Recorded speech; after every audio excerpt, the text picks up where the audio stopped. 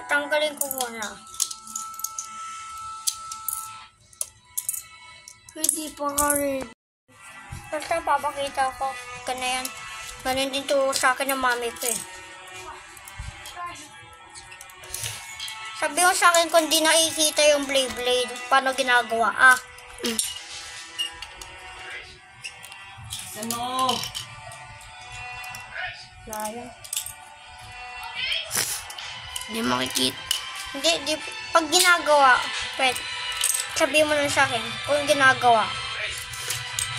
Hindi mo makakita yung kamay mo. Sabi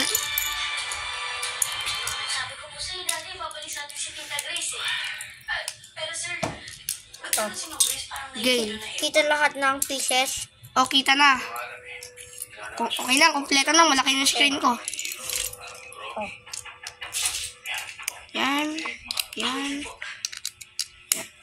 6, 7, 8.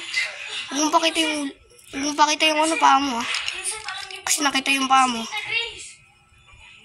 Is she okay?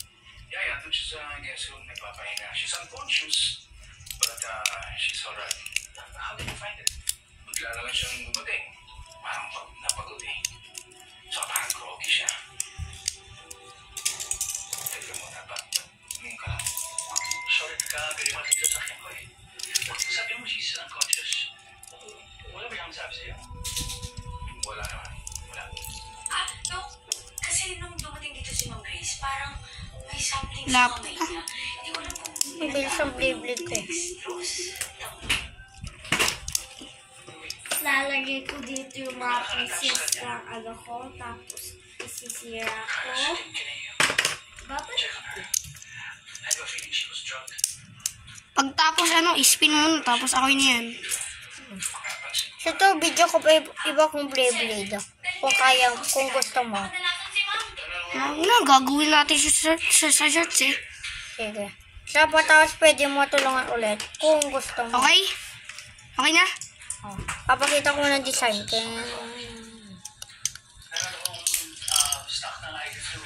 Di nakikita ang Beyblade mo. Kita pa mo.